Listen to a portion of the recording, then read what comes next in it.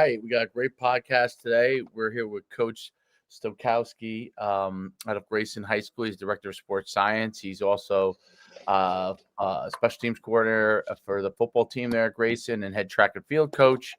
So we're really excited to talk to him. He wears a lot of hats, apparently, which is good. That means it makes him very, very valuable. So that's a good thing. And we're excited to talk to him about not just football, but development of athletes and how he goes about doing it.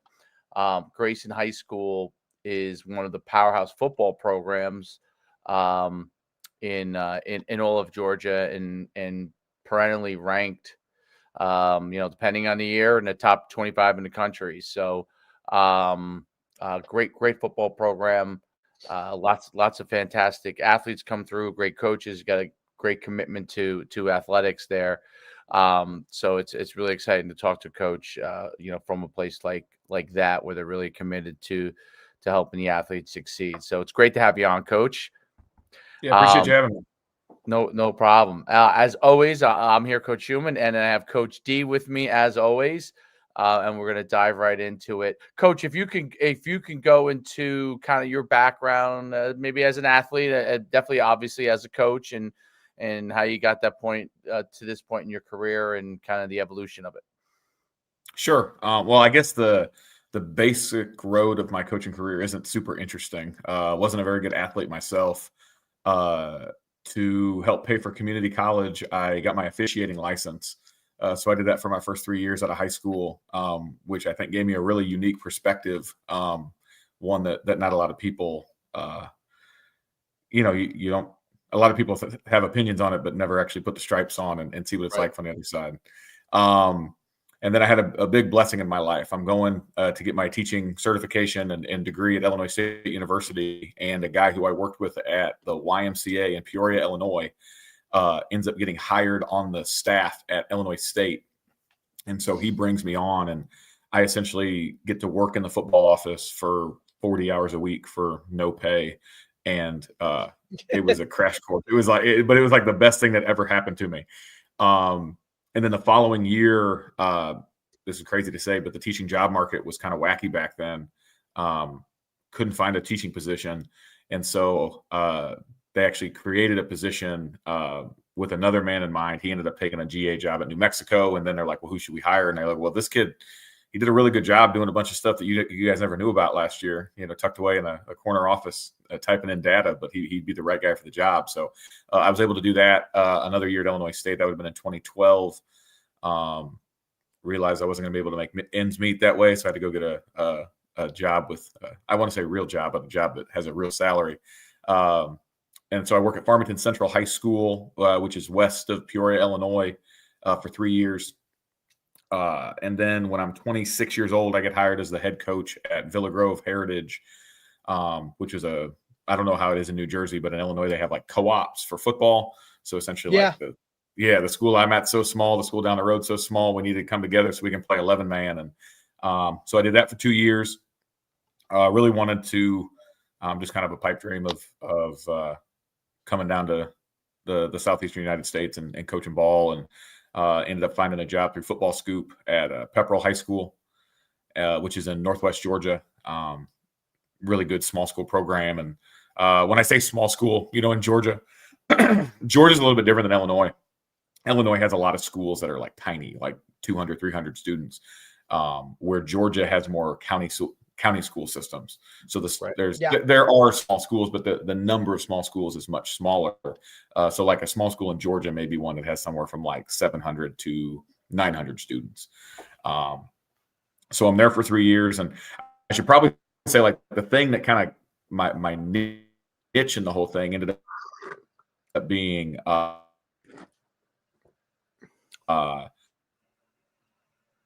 like analytics and speed.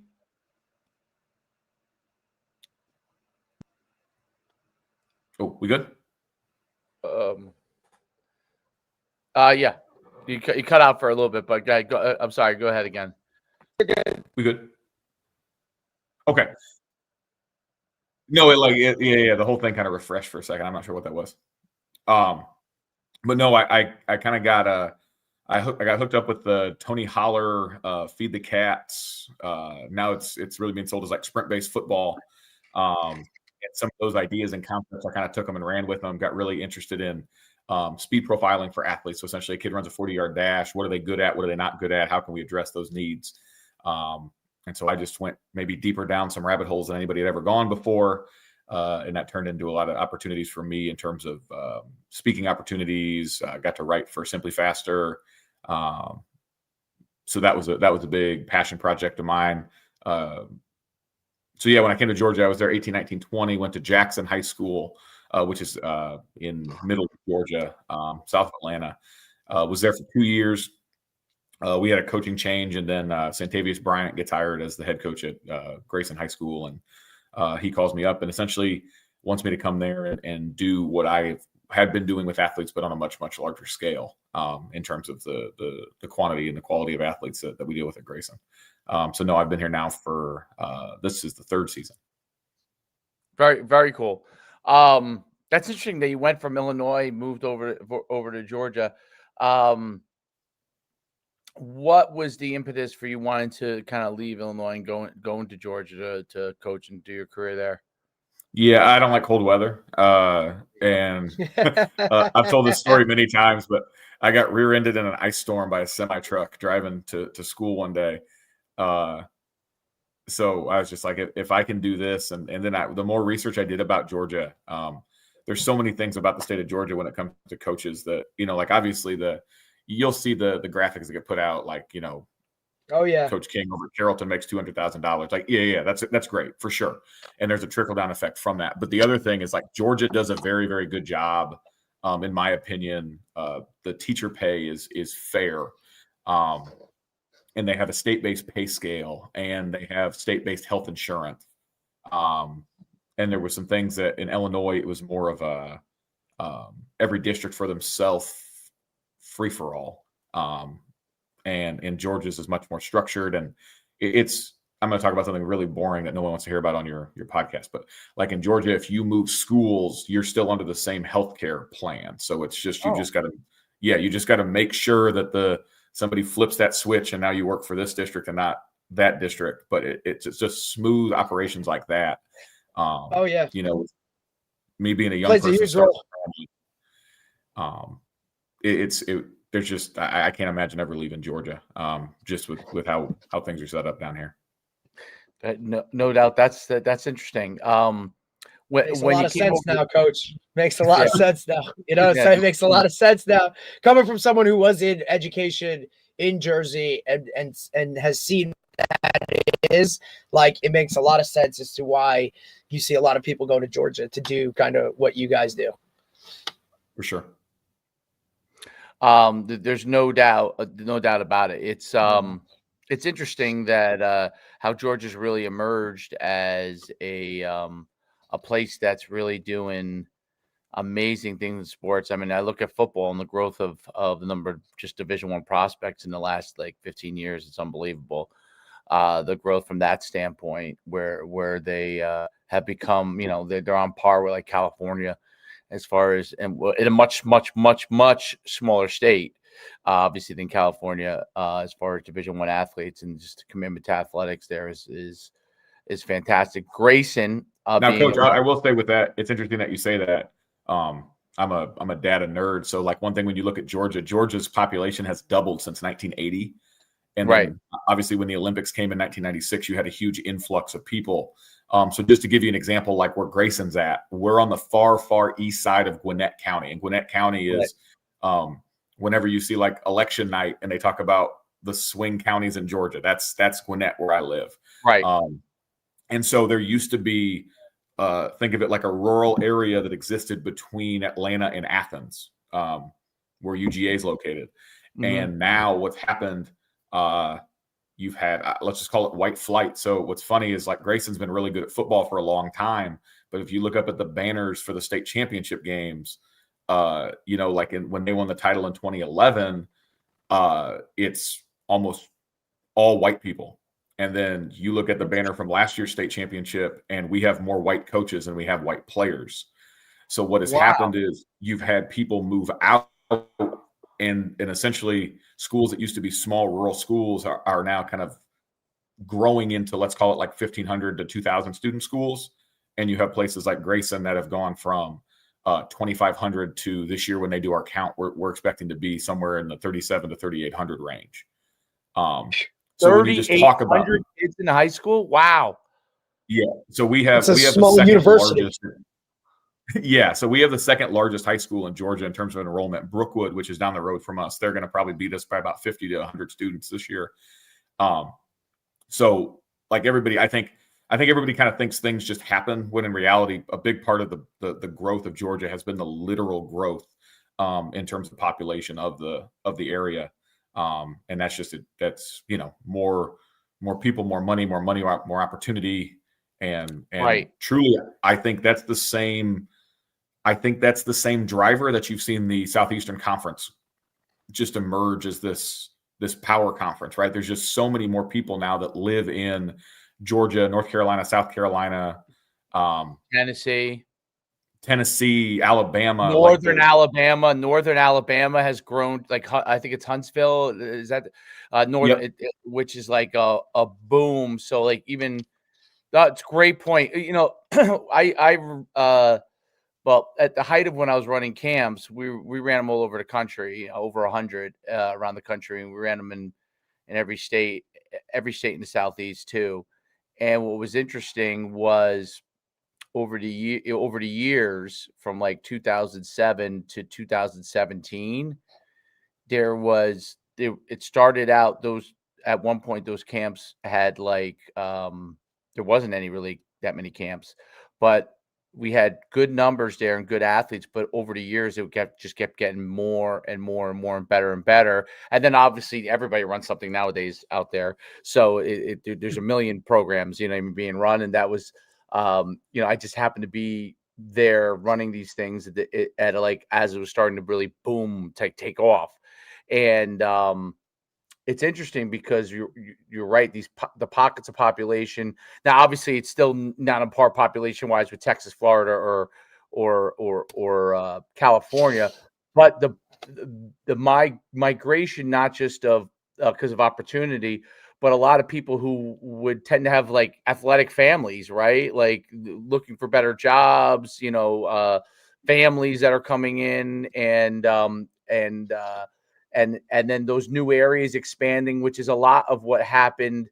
So like in Georgia, and you correct me if I'm wrong, but like that Northeast section on the way to Athens, you got like, I remember schools like I think it's Cherokee was like a small, like not a big high school. Now they're a huge high school. And I have friends that, live down there, and even north above that, like there used to be nothing there. There used to be like literally nothing, and now they're like if you're driving north of there, you're like, oh, is there going to be even like a Chick-fil-A around there? And then now it's like boom towns, Yeah. Buford, right, is obviously like became a boom town. So it's all those kind of areas. And I know like I don't know if you guys still are, but Grace and Buford like used to have like used to battle with each other. I will tell you that's kind of a funny thing that you say, because like that is somewhat true from like a cultural standpoint, right? But what's been interesting is like Grayson has always been, other than the first couple of years the school existed, it's always been considered like a large school. It's always been a large classification. Where Buford has grown from, they won. Right. They've grown, and they've grown massively. And now you get to this point now where it was funny. We actually played Buford in the playoffs 2 years ago.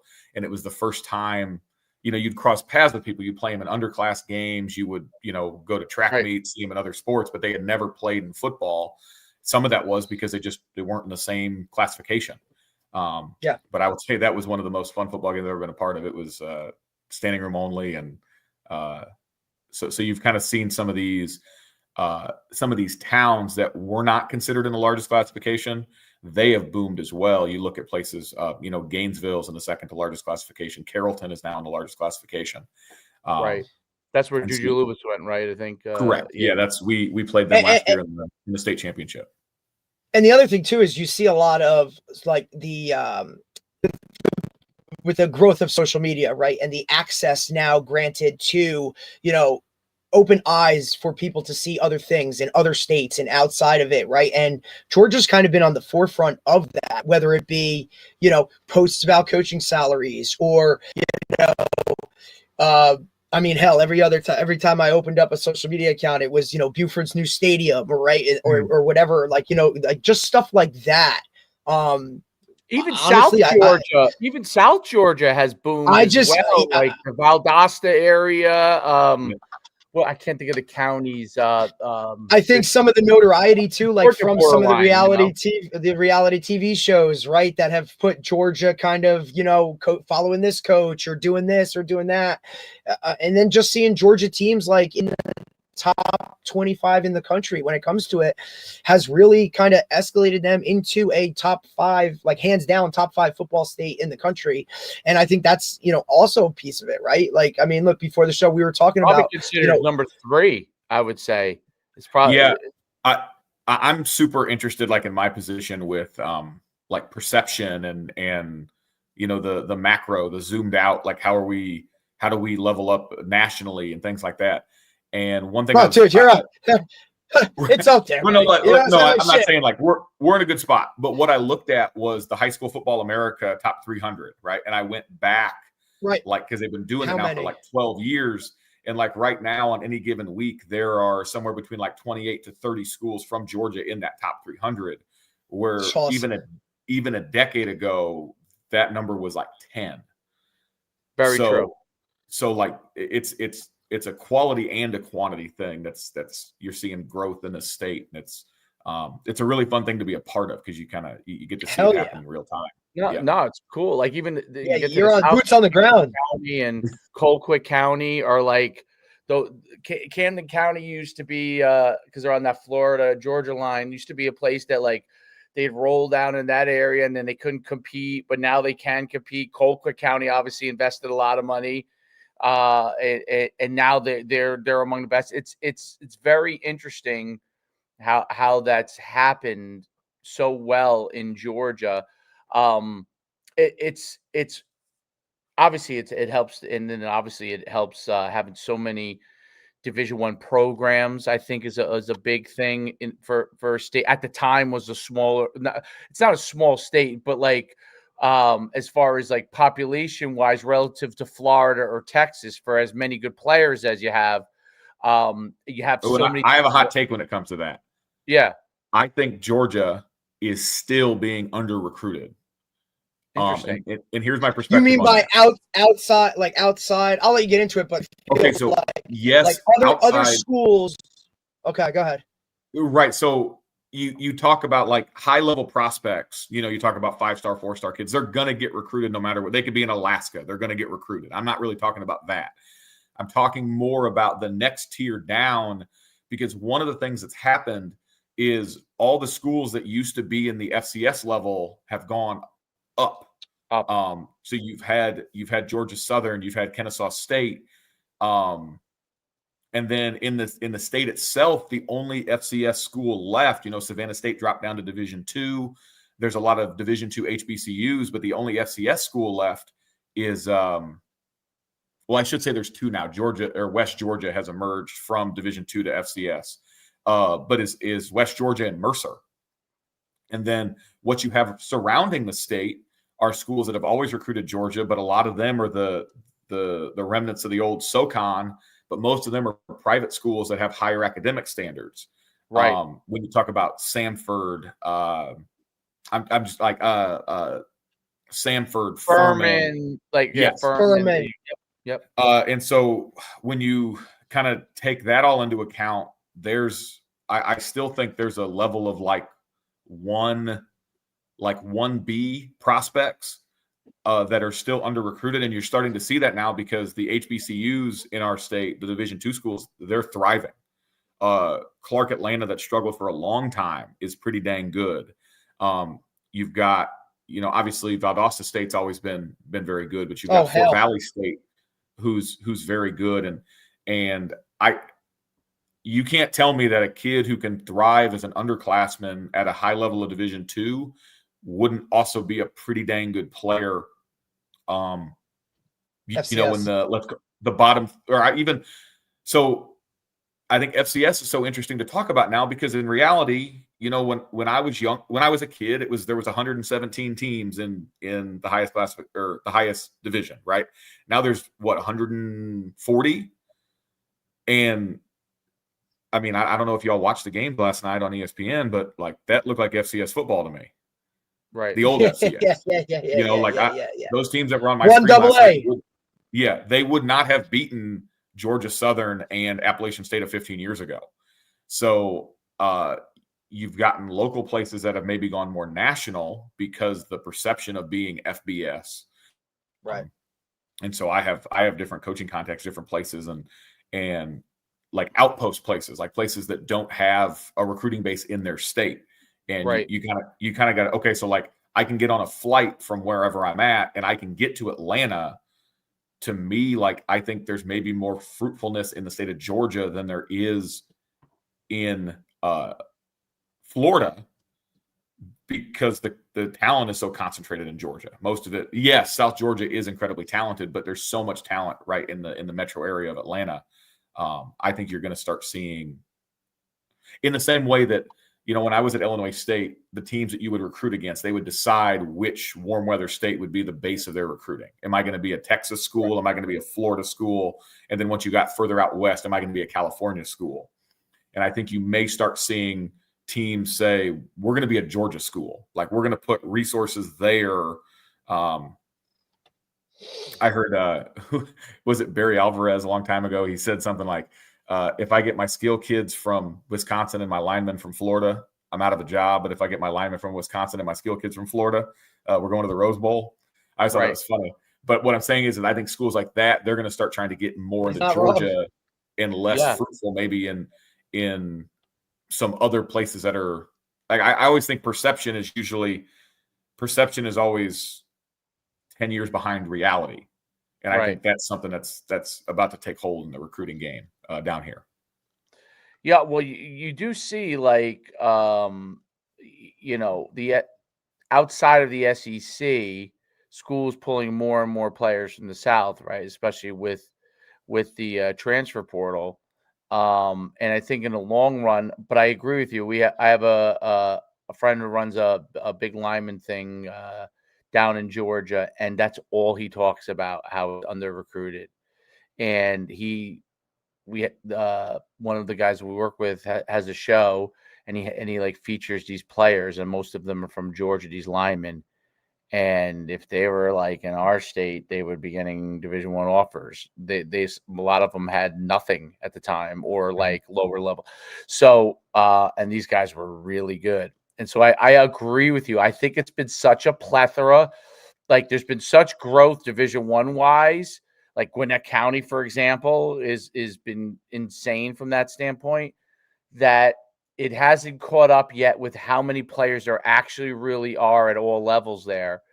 And the recruiting hasn't caught up with it, and coaches have not really been able to grasp how many players there really are at all levels there. And because you don't have like you have Division II, but you don't have like Division IIIs or all those kind of things, they have to go a lot of kids who could go play somewhere in college, maybe not Division I, but they go play somewhere that it's a harder haul for them to find a spot outside of the Division I level. And I think that, you know, over time people will recruit more and more in there, just like they did with Texas you know, and that's obviously been the way in Texas for a long time. But as Texas like has expanded, like Georgia has expanded north, really, like a large part of the boom. Georgia, Dallas, the Dallas area in particular, expanded on that north way up, and then the south portion below Dallas or above Dallas, right? And they continued to expand out, and that's how you got like Duncanville, which was okay, now is national top 10. DeSoto, Joey McGuire from Texas Tech came from Cedar Hill. You know, it's like they're right next to it's boom, boom, boom. You know, I'm just like it is in Georgia, right? And then you go north and you go Plano, all the Planos and all the Mesquites, and then you got all the you go to Frisco, and you go to Allen, and you just they keep adding they keep adding towns up the Northway, right? And as they keep doing it, they just keep expanding more and more families in that area, and there's more. So it just doesn't end. And I think you're right about that. 10 years from now, people are like, oh, well, they just keep expanding them. They just keep moving. More talent goes up north more and more and more, and then way, way, way south in Georgia, like where you go all the way down towards the Florida line, right? So those areas are rapidly expanding, and I'm sure other areas probably are in different parts. Maybe over time, as people keep migrating, they say, oh, maybe I'd like to live near Savannah. I don't know. You know what I mean? That kind of a thing. And you start to get more and more of those pockets. And it's happened in Alabama and Nashville. Like Nashville, I remember in 2006, like it was okay player wise. I mean, now those suburban areas and have so many players, and northern Alabama, like I remember we used to have Jason, who played at Tennessee. Jason Swain was from northern Alabama, and like it used to say it was very hard to get recruited from northern Alabama, even though there was like really good players there, but it was hard to get recruited because it wasn't that big. And now that's a boom area. Huntsville, that's like those areas are boom areas. Like they're, people are putting different things in there. And so it's really, really, but Georgia has done that on a scale level that reminds me of Texas. It reminds me of what happened on the Northway and then south of Dallas, and how that expanded and then just exploded in the level of players that are there and facilities and all the things that come associated with it, which is really, really interesting. And the migration, like people from the north have from the Northeast, where we're from, and other parts, and maybe the northern in the Midwest, or in Illinois or Ohio, have moved down south too, right? Like that's, it's migration within the South, and then migration from north to south is also a big boom. Just because, hey, if your house, you get X for $1 million in New Jersey, for $1 million in certain places in Georgia, you're going to be living on an estate. You know what I mean? I mean, here in New Jersey now, houses that were $500,000 are now $1 million. You know what I mean? So people take their money. They bought a regular house, and they're like, oh my God, now my house is worth double because there's no, it's not that great of a house. It's just worth double. You know what I mean? And let's go take this money and get an estate, So, and those things happen. And I think that all, like, it's probably, opportunities and jobs and all that kind of stuff. It's really cool. Like, I think it's cool how those things happen over time in the United States. And, you look at it where things have moved around and stuff throughout history. And it's really, really interesting. I do want to talk about, because you are we're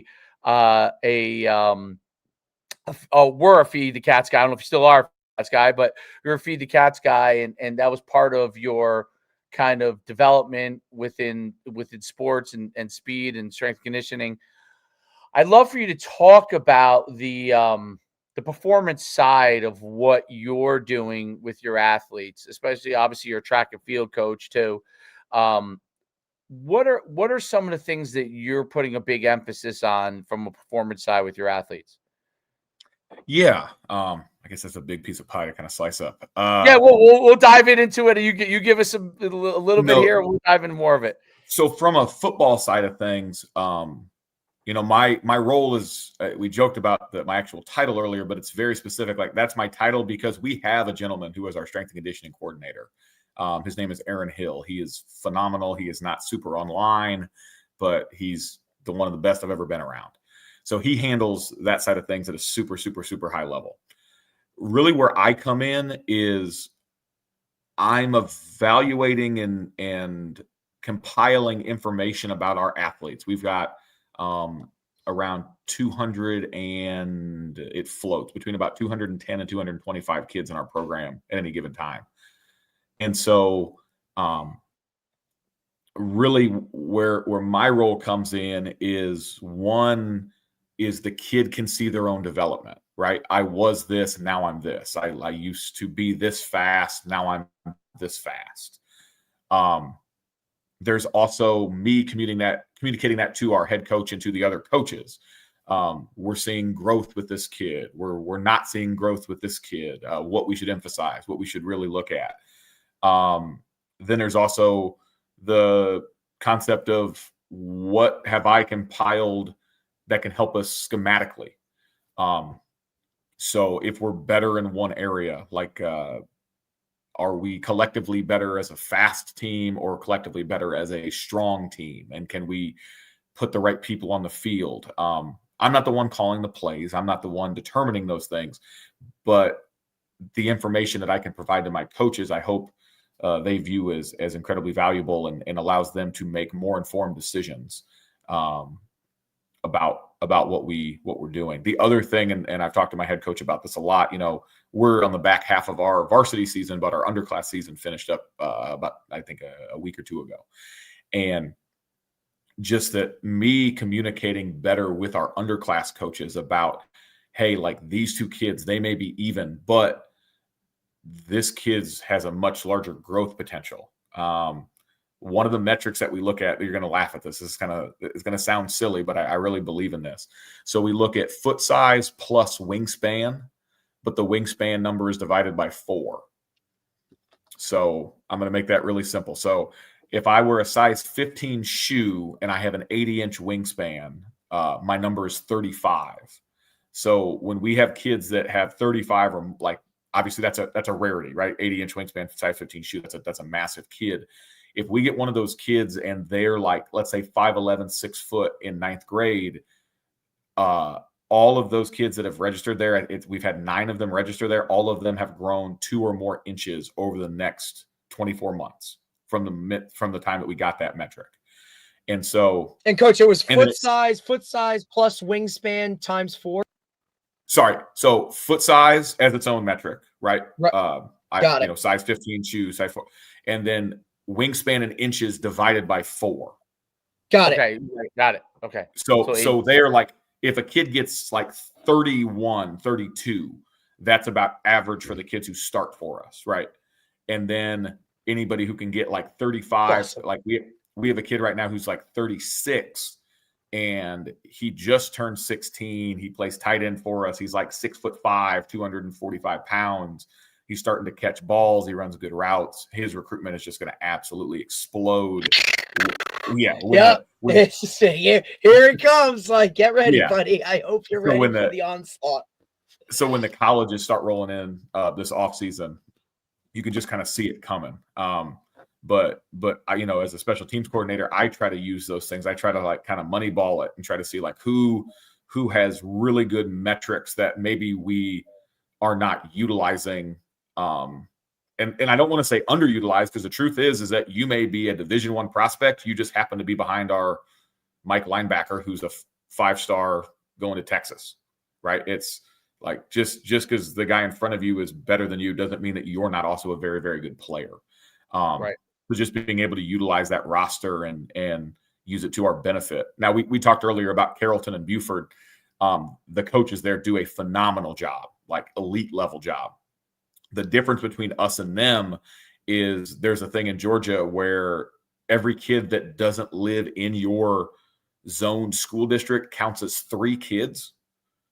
So Buford and Carrollton are in the largest classification because of their city systems, and that's a whole nother topic. But long story short, they have on any given day, between 1,850 and 2,000 students walking through their halls. And like I said earlier, we're like 37, 38. So our whole thing is our biggest value for us is our literal human resources, the number of kids we have. Because we have a surplus of human beings, we want to make sure that we get the most out of them, because that's our niche. That's our thing, is that we have more. Right. Why did the North beat the South in the Civil War? They had more people, right? Like that. Right. That's why. And that's one of our things, is that we want to be able to, like for instance, for special teams, like we don't have a bunch of starters on like kickoff return. like long run, when I say consuming, like plays that I'm going to have to run 40 yards to accomplish my goal are very taxing on the system. And so when we're able to put a Division I prospect at those spots that is not a starter, bonus. And the teams that we're playing have to. Like, for instance, when we played Carrollton in the state championship game last year, like they had their special teams were off the charts good, but you started to look at who they had out there, and they had their best of the best. Like it was all Division I kids across the board. And I remember telling our head coach, I was like, listen, if we can just break even in the first half and not lose this field position battle, not lose the special teams battle, we'll be good. We've just got more people. We just will. And that's one thing that's been true for our program is that we usually wear people down. And I don't think it's because we're elite conditioners. I think it's more just that we bring more people into the fold. It's just like an NFL roster. They're only allowed to bring 53. If some other team was allowed to bring 80, they're going to be able to spread that wealth around, and that's going to provide them advantage. Now, it doesn't guarantee you win, and shoot, we lose games around here, and like it's not always perfect, but if we kind of look at it from a macro sense and getting more people involved, and that's something that has been very much a positive in our program. And it also that concept I just said also gets more kids on the field, which engages 100%. Engages more kids, which engages more people in the community, which a kid can look at. I'm going to be a special team stud as a sophomore. I can be a special teams master as a junior while also being in the rotation. And then as a senior, I might get removed from special teams because now I'm playing 70 snaps. And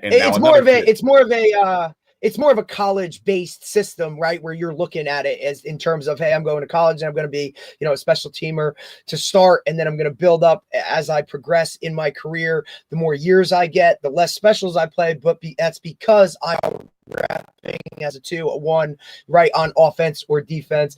And it's funny you say, you bring it up, right? Because I've had this argument for years, going back and forth with coaches in terms of, just the high school setting itself, right? And when you can get, especially now in today's day, the transfer portal is such a big thing. We see it starting to trickle down to high schools, and guys are leaving schools and things like that. Just that whole philosophy, right? One, to develop your underclassmen to kind of get on a varsity field, feel that feeling of, hey, I'm a varsity guy, varsity speed, varsity contact, right? All that kind of stuff, to be a part, to be in it and on the field, irregardless of reps in terms of what you're doing. With specials, you give them a taste of that, right? A little bit as sophomores. Okay, I'm rolling here, right? It also gives them as a sophomore something to strive for, because maybe they're not the starter on offense or defense. And some of these guys, that's never happened before, right? They've never not been the guy. They've never not played. So for them to get on the field for, look, we average around 20 to 25 special teams plays a game. If those guys can now look at that sophomore year like, hey, this is what we're doing, this is our role, they're fully juiced for those plays. And now you're getting more buy-in. There's more opportunity. They're not just, oh, well, all I have is a varsity game on Monday, and that doesn't really count, right? So the buy-in is big. The physical aspect of tasting that little bit of varsity time of what it's going to be like when I am that starter on offense or defense, I think creates more, overall happiness program, right? You're not dealing with those sophomores that are miserable because all they're doing all week is scout team, and then they get a quote throwaway game on a Monday. Or see, we play our sub varsity games on Monday, which is interesting because I know a lot of states don't do that.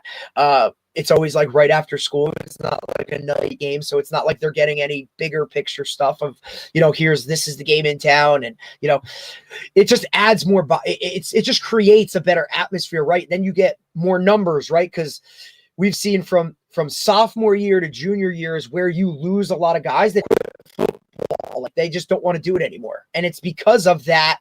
What am I looking forward to as a sophomore, right? You really have to kind of grind through that year. Allowing them to get on the field as specials not only helps your team overall, because now your starters can be fresh, right? But those guys now get something out of it. I think that's a huge thing that coaches, I really think, should look at a little bit more. Now, look, athletically, right? Speed, like all that stuff. Are you going to get the same with the sophomore that's there, or the senior who's already a 5-star? We get that part. But like you said, you can now get them to buy in and do certain things. Like, man, I would rather a sophomore that's going to give me his everything, right? All that he has in the tank, than a senior who we're putting on there just because, he's that guy. Well, he looks at teams like, this is a playoff for me because I have to go run, a vertical route on the next play or whatever that is. I'll work with that all day, so it's kind of like a balancing act, right? It's why I love doing the special teams. I've done it for years. I love doing the JV because they directly correlate, right? It's now these guys play harder for me JV, knowing I set the depth chart on Friday nights for the special teams unit. And if you work really hard and do really well in the JV game, like, I'm there, right? Coach, am I on this today? Am I going to be on that? Like, it just overall, I think for the program, it adds a bonus. So it's awesome to hear that a program like Grayson does it that way, and to see the fruits of that labor, right? Because now those guys are going to stay there. They're not going to transfer to another school because they're seeing some time as a sophomore. I think if more programs did it that way, we'd have more overall Coach Schuman, development. Can I answer your question a little bit better? Yeah. So I didn't mean to cut you off there. You're good. To answer your question a little bit better about like the feed the cats concept, right? Right. One of the things that we look at I'm much more of a visual person than an audio person, so I'm going to try to explain this as simple as I can. We have a matrix where we look at the x-axis is size of the athlete, and we do that number from a very simple formula. How much do I weigh in pounds divided by how tall am I in inches? And that number fluctuates anywhere from like 4.5 to 1.5. 4.5 is like morbidly obese kid. 1.5 is probably playing trumpet in the marching band. All right. Right. So we have that as one axis, and then we have just max speed mile per hour as the other axis. All right.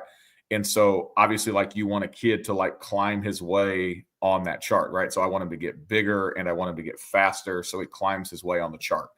And we can take all of our athletes on our team and plot them on the same chart and look at, like, is this kid for his size faster or slower than the average kid on our team? And so we're using that feed the cats methodology of max speed sprint training and trying to pull out athletes. So, okay, from the base sense of how we look at training athletes, right? We think of it as a triangle. A triangle has 3 points. The points are big, fast, and good. And I know that sounds simple, but like, we want to make sure our kids get bigger, they get faster, and they get better at the sport. All right. And then in the middle of the triangle, we have a circle, and that circle says strength. And we believe that strength can benefit and hinder all three of those points of that triangle. So we would, like, Ronnie Coleman, the Yep. Okay. So, like, would Ronnie Coleman be good on special teams? The answer is no, right? So, like, there is we go on the concept, like, we want our kids to get big and fast and strong for sure.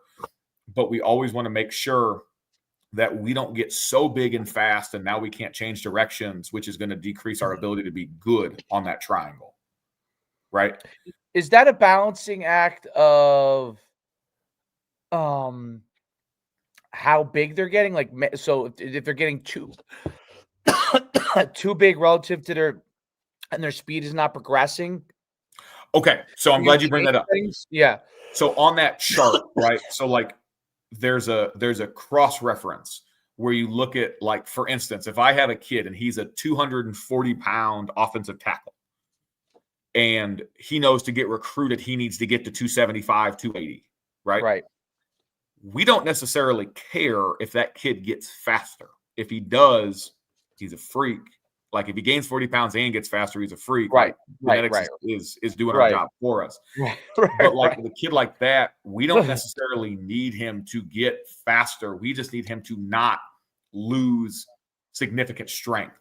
I'll give you an example. We had a defensive lineman last year who's now at North Carolina State, and he was weighing like 265, 270, and he could run. I remember it vividly. I'm out there with the lasers, and Memphis is out there watching us work out. He runs 19.9 miles an hour. And it just looked freaky, right? But he knew, like, to be a nose tackle in P4 football, you have to be able to not give ground on a double team. Because you're eventually going to get doubled by two guys that both weigh 320, and you can't give up ground. So he gained the weight to get to 300.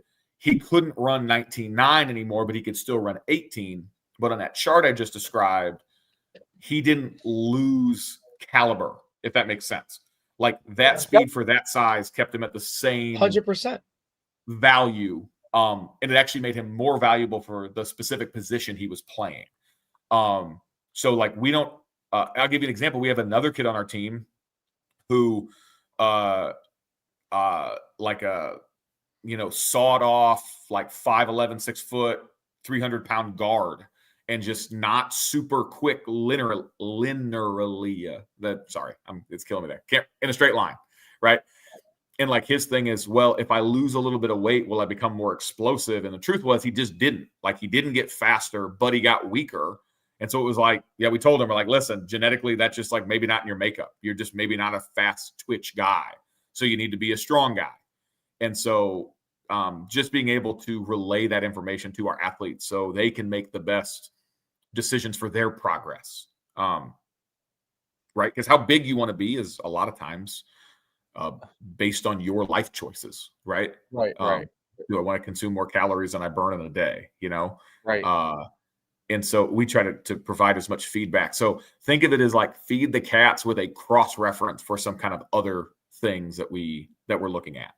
Do you adjust so if there's a guy that's one of your skill guys, right, and you're balancing that size and speed ratio, and you see that maybe he's getting bigger weight-wise, or maybe too quickly, and his speed is not progressing with it, do you change some of the workouts to get him back on that trajectory? Do you adjust things, or do you just say, okay, we're not worried about that?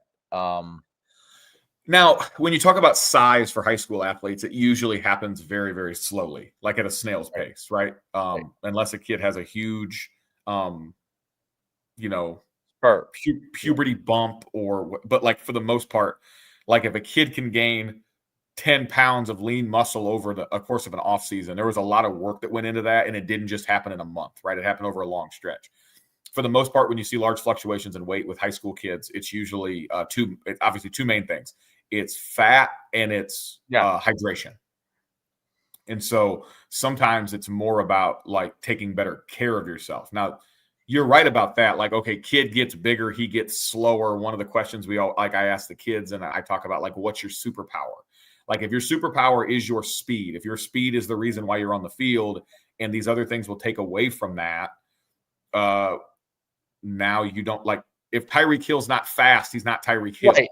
He's got to control his weight. Right. He's got 100%. Yeah. Absolutely. So we'll have kids, and this is the heartbreaking part. This is the tough part, is like, the best version of yourself may be at 155 pounds, but if I'm 155 pounds at 5'9", I'm not going to get recruited. Right.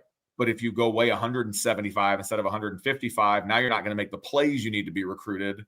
And that's just the natural, you may not even get on the field then anymore, right? In high school. Exactly. Yeah. Exactly. So you might not be fast enough to be able to do the things you need to do, and someone else can take your job, especially at a school like yours, right? Where I was going to say, especially at a place like that, where there's always somebody behind surrounding you.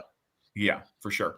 So that absolutely has to. And the truth is, if they're 5'9" and they're super 160 pounds or 55 pounds, they're super effective for you guys. Even though obviously we talked about Georgia being underrecruited, there is a place where that person's going to be able to fit. You know what I mean? If he's that fast, let's say, and right. even if he's maybe undersized for Division I, maybe he could play FCS, maybe he could play Division II, whatever, and still be very, very effective. And so, you probably have this too. Like, some kids that you like look at and you go, all right, his max level is D2. He's close to his max level already in high school. He's not going to go as high as this other kid who's behind him, who eventually, when that guy becomes a starter, he's going to be the Division I player, but he's not ahead of this kid now, right? So we're playing this kid who's a little bit ahead of this guy, even though this guy's got more potential down the line. I'm sure that happens here and there in high school, and where and you know what a guy can do now versus what a guy could do later on, and then as that, you know, like a junior to a sophomore or type of thing.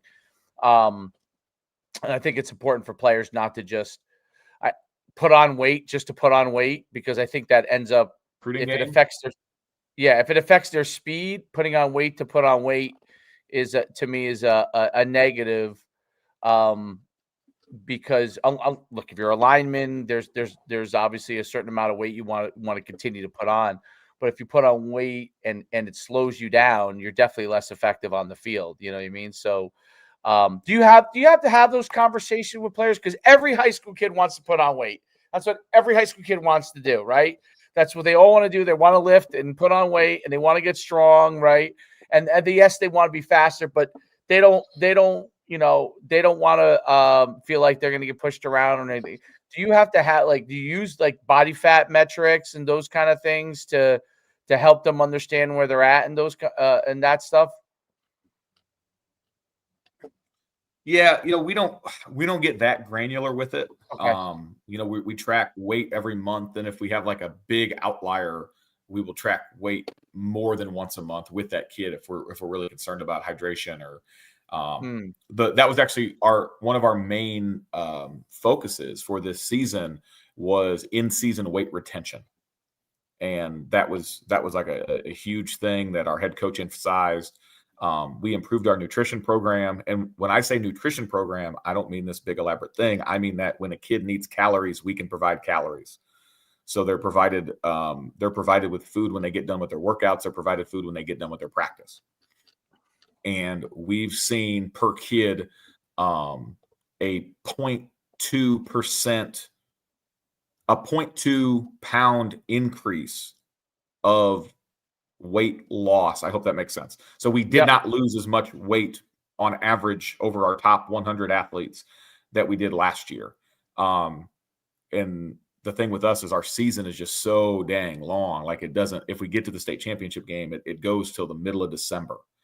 And so, you know, a kid can go from 205 to 189, and you're just, why can't he do what he did at the beginning of the year? And sometimes it's because he's not the same person that he was physically. So that was a huge emphasis for us. For the most part, the conversations are always about gaining good weight, and then, you know, maintaining it the best we can through the course of the rigorous season.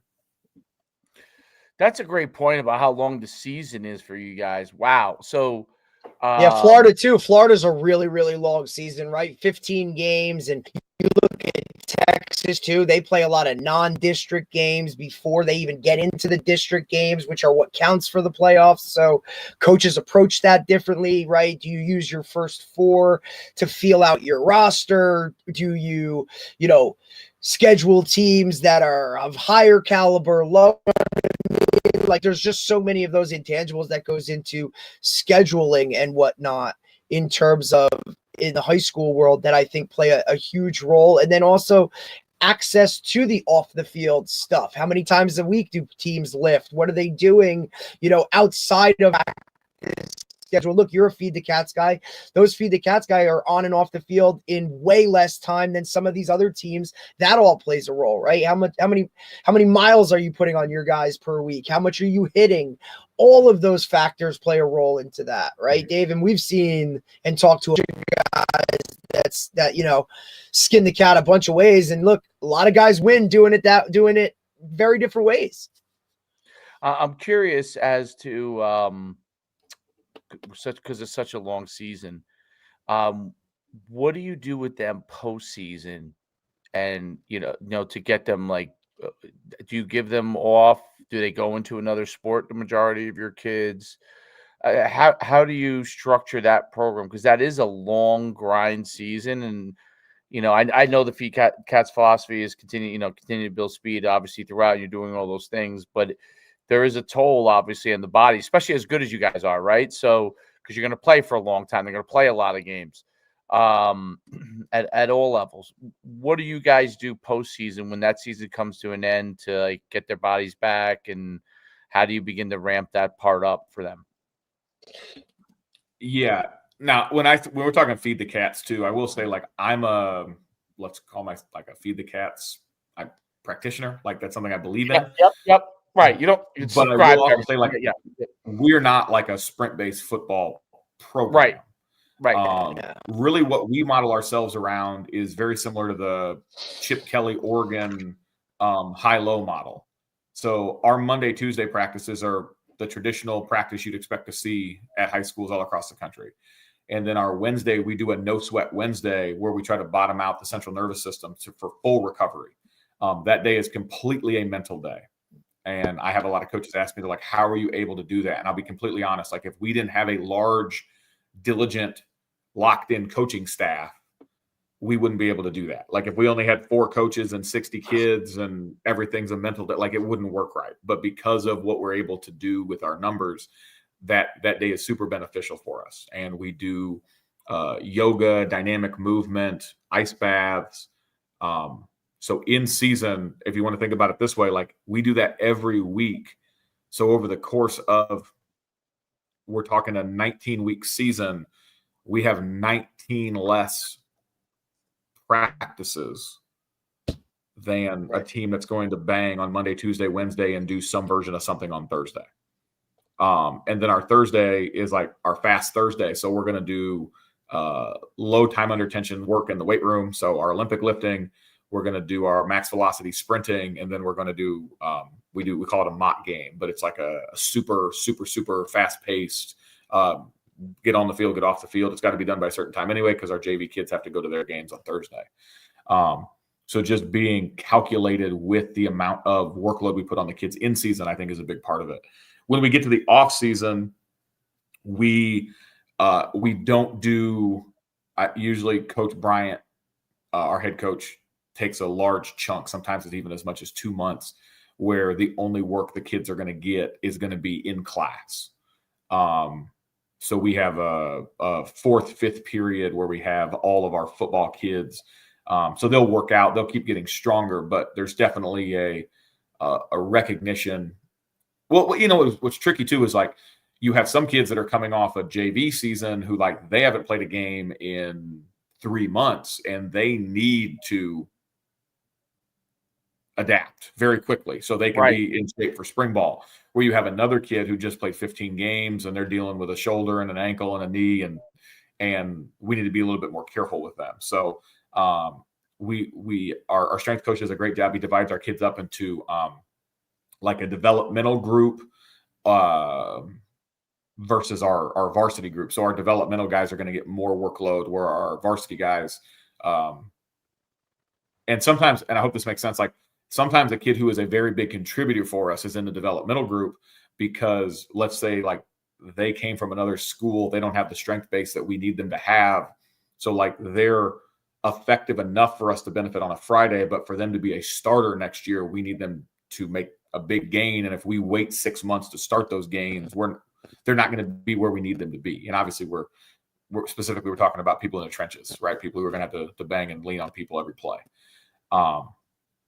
So we do all those things. And with the off season, you said, do kids go to other sports? For a large majority of our kids, no, they don't. And so to give you some perspective, like our school, we're also very, very good in basketball. We've been top 10 in the country the last couple of years in basketball as well. So like you ain't just gonna walk out there and make the basketball team. Like they're elite as well. So we have a handful of kids that play basketball. We have a handful of kids that play baseball. And then with track, we almost have like a couple teams inside of the track team. So the group that I work with in track, and when I say I'm the head track coach, really what that is I make sure that the buses are there when they need to be, that the schedule's on point, and that we have uniforms that look good.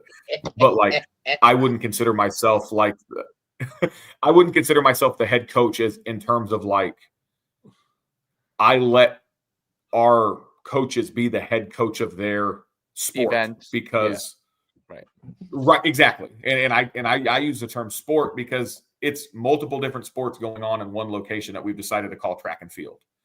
right. So we have kids on our track team. Like a majority of our points in track are going to be scored by kids that are not on the football team. Because again, when you have a school as large as ours, you're going to have kids that are club track kids. Like track is their sport. Some of our best track athletes are kids that played freshman and sophomore football and realize like, oh, I'm way better at this than I am at that. And so they end up just emphasizing that. The group that I work with, and I jokingly call them the Wednesday Warriors, but it's kids who they want to get faster for football through track. So what we do with them is I call them Wednesday Warriors because we host like all comers meets at our place on Wednesdays. Is those athletes, like they're not going to get the full track experience, right? Like we're not taking them to Saturday invitationals and things like that. They're going to get a speed endurance on Monday. They're going to get a max speed on Tuesday. They're going to do their event on Wednesday, and they're going to do a recovery workout on Thursday. But they're maybe running in 5, 6, 7 track meets a year. They're not doing the full load that our varsity kids are. Because a lot of kids are using track for football. And I know there's a lot of track coaches who they don't love that framing. At my school, in my situation, I'm crazy if I don't frame it in that way. Yeah. That makes sense. Yeah. So, and then I have other coaches on my staff, like our cross country coach. She takes care of the distance training, right? Because at the end of the day, they're just changing surface, but they're not changing sport, right? Now they're running on a track instead of out in the woods, but it's the same. And then I have another coach on staff, Gerald Williams, who's one of the best track coaches in the state of Georgia, elite when it comes to training, distance sprinters and hurdlers. So I let him do his thing. So if you were to come out and watch our practice, you might see like, oh, that looks very much like a traditional track practice over in that corner. And that looks very much like a Tony Holler feed the cats practice. And that's because we're operating in completely different spheres, just under the same umbrella of being the Grayson Track and Field program.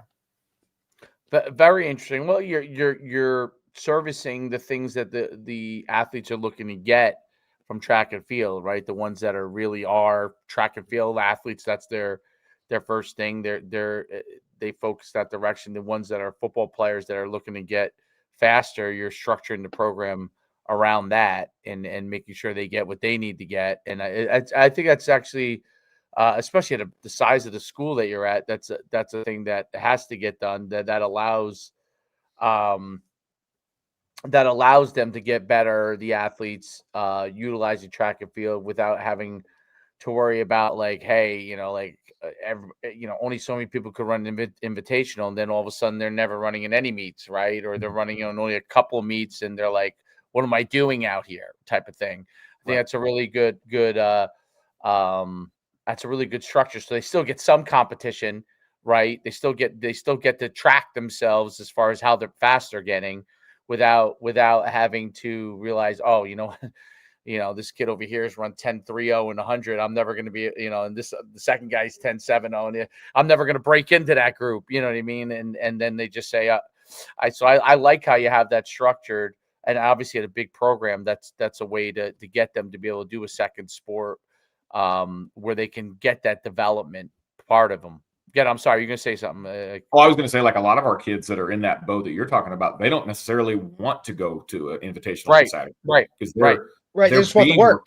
Right. They're being recruited. They're going on visits. They're on a 7-on-7 team. They're going to a combine. They're doing this. Like that's what their weekends look very much like a college football prospect. Right. Not necessarily like a varsity track athlete. So it's a lot of them, like the truth is like there are so few kids out there that actually break 11. Like there's really not that many. Right. That like are skilled enough to go play high level football and break 11. For a lot of our kids, it's just, can I go from 11.7 to 11.2? Right. And if I can do that, my access to making bigger plays is going to expand. So like my whole thing is moving the needle with those kids, and when the elite ones pop out, then boom, now we have some high level varsity kids. But like in our county, like if you can't run like 10.6, 10.7, like you're not making the finals in the county meet. Right. Like and a lot of the kids that are there, they don't play football. Like they are track athletes who have been track athletes since they were 7, and their goal is to go be a track athlete in college and then go to the Olympics. Like that's like you're encroaching on their space, right? Like, and so that's one thing down here. Well, I've seen what you guys have run in the 4x1. I mean, it's unbelievable the times you guys do. I mean, well, your county in general, when you see the times come up and that boom, boom, boom, boom, boom, in the 4x100, it's like it's well, like last year, we're next to, because we won our heat in sectional. We're next to Buford in the 4x1 in the prelims, and like we were in lane 5, and I hated that we were in lane 5 because we had no shot to beat them unless they dropped the baton. Like, and I'm not saying that as a negative. Like, they're trying to break the state record. We're trying to get into the final. Right. And sure enough, their guy goes flying past us, and we have one of our ugliest handoffs on the year at the second handoff. They saved it. We got around. We barely made it into the final while they broke the state record. Like, they did what they needed to do, and we barely did what we needed to do. And I was trying to explain to our kids, like, they're going to go run 39 today, guys. Like, 39s, yeah. I've seen them run. Yeah. We're trying to run 41 low. Right. Like, and 39-9 and 41 low are like, it's going to look like you're getting absolutely destroyed. You're not. They're just otherworldly.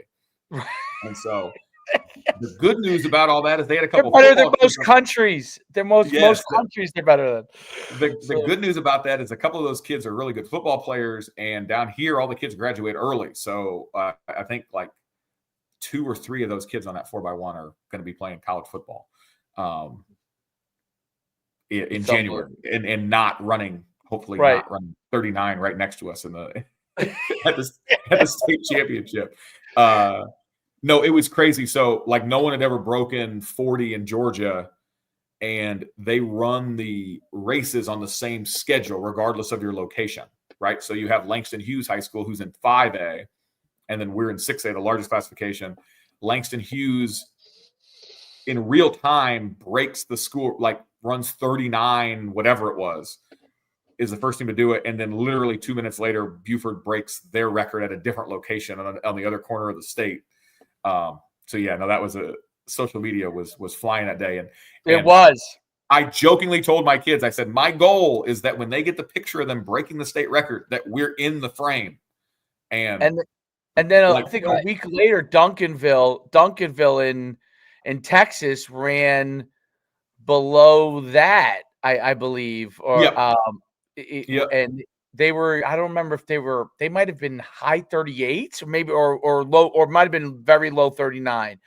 I mean, to me, it's like these times. I mean, the times are mind blowing to me that high school kids are running sub 40 in the 4x. I mean, you see it every year because you guys are running 41 and you're like, oh, we're just like 41 would win the states in New Jersey. So, that's something we talk about, right, Dave? It's really amazing. About, when we look at that times and we try to tell like our parents and our kids, right? And it's like, hey, like, oh wow, that's really good for here, but look at it on a bigger scale when you want to argue about, well, why doesn't he have a scholarship or this guy or that? There's a bigger scale here. Look at some of these other states, like you're not even on the podium, buddy. Or you know what I mean? Like it's really hard. But yeah, help with that in terms of, visualizing that for other people. But this is like what we're talking about, right? When that senior gives me his list of schools he wants to go to, and he's got a lot of SEC schools in it. And it's like, bud, you run a 4.740. This isn't what we're talking about here, man. So to just see that stuff, to be able to see it, it's a totally different. It's not 40-75. 40-75 won New Jersey, which is, by the way, might be the state record. So because they have a couple Division I football players on that team in Burlington Township, and then second was Bergen Catholic, which is a powerhouse of football. They have a couple football players on that 4x1, and they ran 41-1. So like you see the gap just in that, like 40-75 was right. was the win, 41-1. And two of those, and for those kids are young buck already Division I scholarship offer football players, right, on that Bergen Catholic team. It's so crazy to see when you comparison. It's amazing how the track and times in the South, and obviously it's great to be able to that's one of the beauty of a little bit warmer weather. You could train a little bit more outdoors if you need to, and you're not locked indoors most of the time. Although it's not as much of an excuse anymore in New Jersey because we have a few really nice indoor facilities. So these kids who are really track athletes, they don't have an issue getting to meet. They have, we have a few of those beautiful like indoor facilities. So for track. But Coach, it's been great having you on. It's really, really fascinating listening to the program you guys have and how focused the athletes are because of the size of the school and because of so many good players in all sports you have, that there really is a need for athletes to have a level of specialization to get done what they need to get done in a school like that. Otherwise, you do get left behind, right? Whether you're a baseball player, a football player, track athlete, basketball player, like the very rare kid that you have, probably the bona fide slam dunk guy going to Georgia, could play a second sport, but almost everybody else is really probably even, maybe even your lower level Division I athletes probably still have to play mostly one sport in your school because you have so many big time athletes that and it's a big school, right, that come through the program. It's really, really fascinating. I can't thank you enough for coming on. Really, really is a pleasure. No, I appreciate y'all. This is a great show. I look forward to listening to some of your other shows. No doubt. Thanks, Coach. Have a great day, Coach, and we'll see you real soon. All right, be well, guys. All right, bye. That was awesome. Very interesting listening to, like, when you hear the size of a pro school like that, 3,800 kids. It's so big, Derek. It's listen. So when you when I was at obviously right. Well, when I was at going from Passaic Valley, which was a Group 3, to Group 3, Group 4 when we were there, to West Orange, which is a Group 5, and there's that's like 22. That's like 2,400 kids. It was really eye-opening, especially us being Group 1, coming from Group 1 where you knew everybody, right? And now I have a team of, it was just a plethora of dudes, right? And there was just guys everywhere. And to have those amount of kids within the school, like you had those guys that really specialized, right? Whereas, your best football player was usually your best basketball player, was usually your best baseball player, like go to the board. Like now you go to schools like West Orange that are a bigger size like that, dude. We don't do any other sports because we wouldn't even get on the field. Right. Like we wouldn't even be a part of it because this guy runs track. You have to be such a superior athlete. Beyond like that way above. Almost a natural, right? Almost a natural. 100%. Absolutely. Yep. Let's say football is your main sport and you're such a natural athlete that you're good enough to play on the basketball team, or you're good enough, which is, track is more natural to football unless you're at a really big like Grayson is, where you most of the time a really good, like, let's say wide receiver would do well in track. What was it? 3,600 students, 3,700 kids. That's a fucking, dude. That's a college campus. That's like, you know what I'm saying? Like that is a small, like it's, and to just look, it's so.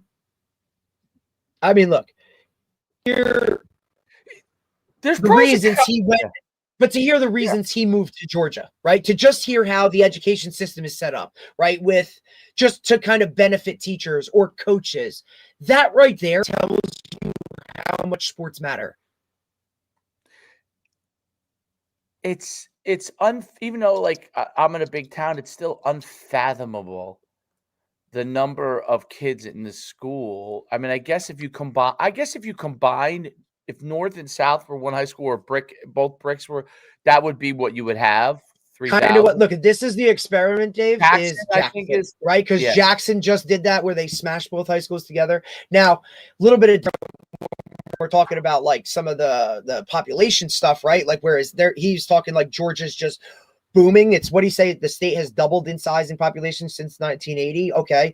But you look at a place like Jackson where those high schools that were already bigger high schools come together automatically by numbers, you expect them to be really good at a lot of things. And so to see what that will be 5 years down the road is very interesting to me, because this town where I live in, like, there's already been talks of like, hey, why don't we just put them all together? Like, if this thing works out in a positive for Jackson, I could see a lot of other towns going to this kind of model. It's just hard in Jersey because there's so many people, especially where we come up north, where there's so many towns that are this high school, that high school, this high school with 400 kids, 500 kids, 600 kids, 700 kids. Go down south by Philly. We talk about South Jersey. Dude, you're talking monster towns that are now part of one high school, right? Where you're just getting a plethora of kids, which is now going to add, there's just more athletes in the mix because the numbers are there. You know, it's the reason they can do special teams the way they, right? You know, because a lot of schools just don't even have the numbers to do that. You know, I see it's hard. It's hard for me because I grew, you too, like you grew up in a small town, and you know, like as much as I wanted to get out of the small town, like I wanted to get out. But the one thing I would say was in its corner from an experience standpoint, and for me from a competence standpoint as an athlete, probably for you too as a competence as an athlete, because you grew up in a small town, there wasn't like as many people, and if you were like one of the better athletes, you could play as many sports as you really wanted to and probably have a level of success. And a lot of kids, even who were okay, could play as many sports as they wanted to and still have a level of success. Now, obviously, a lot of small school athletes don't get recruited because they say, oh, the competition you play, blah, blah, blah, blah, that kind of thing. But if a small school athlete has the right mentality and is good enough, right? Like, you don't know any different as a kid. If you think you're good, you don't know that you're from a tiny town. You just go in there and like, I've always been good. I'm gonna go compete. Like I'm sure you didn't have any of that. I had no inkling of anything outside. That's why playing AAU basketball was so eye-opening for me to see what was outside, right? Because look, I was the better player, and I thought, hey, you're pretty good at this, right? And then you go into that, and it's like I just had no clue of what any of that was. It was the same way. Look, track was the same way. I would go to nationals, and I'd be like, Dave, wow. If I was a kid being raised in this era, right? Because I know like how my personality was, like, that to me, I think I would struggle constantly comparing myself to others. Like, because I didn't growing up. I didn't compare myself. I had no clue. I thought I was the best. People would try to say shit to me. Oh, like, like how, when you're in town, like people say shit to you, wait till you go this or wait till you go to that. You're not going to be able to get on the field. You know what I mean? Okay. I never believed the damn word they said. I think I was really fortunate, right? That my coaches, right? They were really good at keeping me isolated, right? In terms of, dude, you just do what you need to do. Right. Until now, you get into this, like, names always in the paper, and you're on this all-state team with names from these guys that are going to this school, right? Where I really felt it was when I played in the North-South game, and everybody's going to this school, going to that school, going to this school, and it's like, wait, you're going where?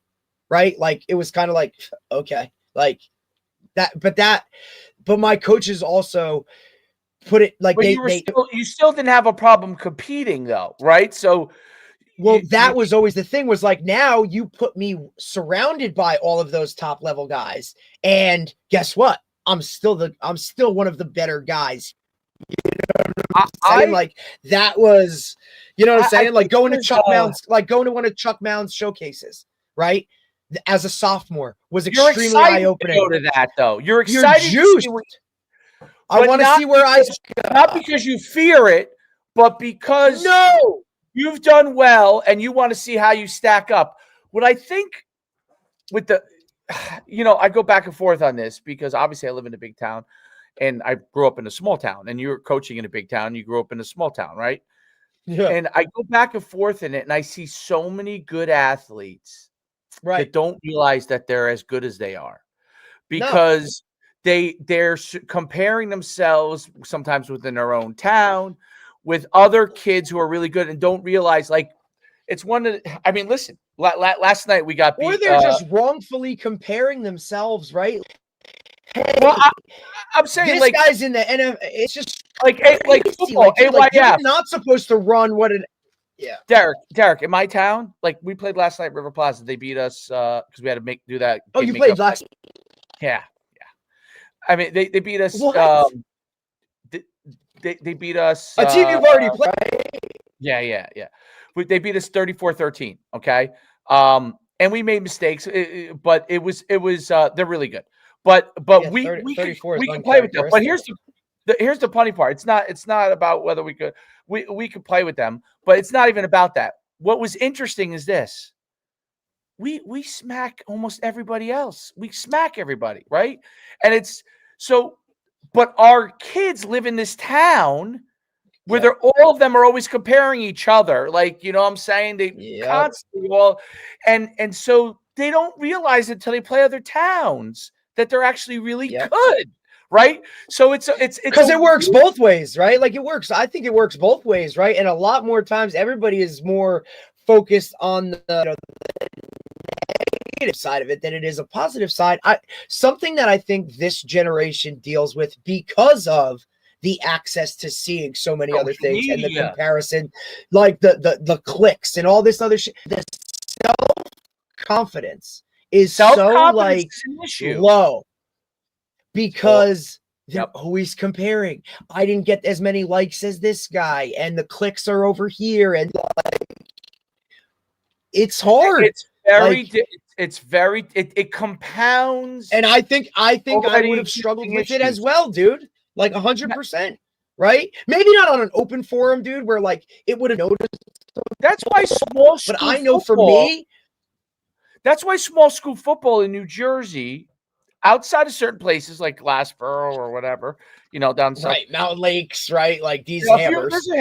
But the overall level of small school football in New Jersey, especially in North Jersey, used to be really good. When I grew up, oh, buddy, a lot of really good players, and even when you're there, still a lot of really good players, right? Like guys, you're like, dude, these guys, the Butlers, New Providences of the world, right? Like your Madisons of the world, like these. I'm naming schools where dudes were. It was like, look, now it might have only been one or two dudes, right? But it's these guys. That's changed a lot. They leave because they go to private school. They go to this they're because told you can't make it.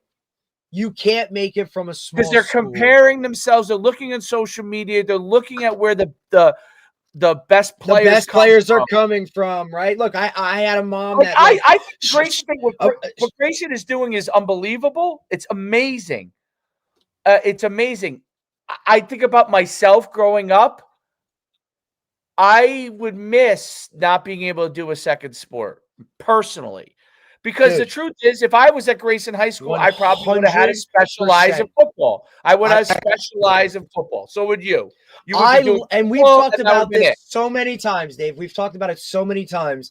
We loved football, but we loved when football ended, right? Yeah. I loved it when there is no end there. We're going to basketball now, dude. Like, let's go, right? Like, and it's why I think that is why you see so many guys that specialize, especially in football, burn out after their freshman or sophomore year in college because they just, dude, I don't want to do this anymore. right? I mean, there's a bunch of other facets that go into it. Yeah, but that adds to it. My wrestling experience, okay, Derek. I'm shocked. My wrestling experience is what I think happens to a lot of kids in football or other sports now in general. And my wrestling experience was this: my parents, me and my brother were driving them nuts. At 6 years old and 5, my brother was 5. They put us in wrestling. Okay, not for us to actually wrestle in matches, but like to just go get out of the house. Can you please take them and let them roll around on some mats and do something, right? Yeah. Yeah. But what invariably happens, the competitor in you, at 6 years old, you're like, I'm gonna get good. Yeah, I want to go in matches, right? So, dude, by the time I was like 9 years old, I was unbelievable in wrestling. Unbelievable. By the time I was 14, I was still unbelievable. I'd win, there could be, I think one year I had an off year because I refused to work out. I was rebelling against my parents. So I refused to do my workouts. But every other year I did my workouts that I was supposed to do, I would win 99% of my matches. Okay. I'd lose like 1 or 2 a year. And it would always be the other best kid, you know what I mean? Type of deal. But by the time I got to be a 8th grader, I was done. I had a great year. I only lost 1 match that year, but I was done. I was mentally done with wrestling because I had done it since I was 6. And it was pretty it's an intense sport to begin with, right? So it's an intense sport. And I feel like with the specialization, and obviously this was me where I only wrestled in the winter. It wasn't like I wrestled, year round. My parents imagine if you did it year round. If I did it year round, then there's no doubt I might have not have been willing to do it anymore after high school. I wouldn't even done it. If I was a wrestling specialist, I probably would have just did it in high school and been done after that. But I did other sports, and football was my main sport. But wrestling, people always be like, "What was your best sport?" Because I did football and track in high school. I'm like, my best sport wasn't football and it wasn't track. My best sport was wrestling. I was a great wrestler, and I mean, really, like, could probably have been a college wrestler if I stayed with it. But I wouldn't say the word hate. I just was like done with it. It wasn't I didn't like it, you know what I mean? It wasn't like I hated the sport. It wasn't that I thought, oh, I resented it. It wasn't that feeling at all. It was just like it ran its course for me, and I was like, okay, right. And that was it. Yeah, like, and the first couple of years, I almost went out for wrestling because I kind of missed it, but I really missed more the competition. But by the time I got to be a junior, I didn't even bother me anymore. I wasn't even thinking about it. It wasn't even like shoulda, coulda, woulda. Nope. No, I didn't. It wasn't until I got to be an adult, really, after I was done with sports completely. I was like, man, like the sport of it was really bad. And people used to say it to me all the time when I was a kid. They're like, "You're a really good football player. You're a really good track athlete, but you know what you're really good at? Wrestling." And I'd always be like, "Yeah, whatever." I didn't put like I wrestled in wrestling season. That was it. And I think that happens to the majority of athletes now, unfortunately. What happened, what kind of went my wrestling is you can get indifferent to your sport by the end of your career. And you just say, hey, you know what? I enjoyed my time doing that sport. I enjoyed it. And whenever that time period is, you're done with it.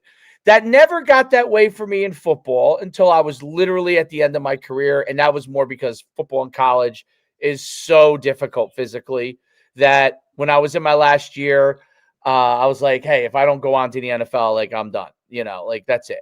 Right. And like I'm not trying to pursue these other angles. Now other guys did, but I was finally at kind of that point.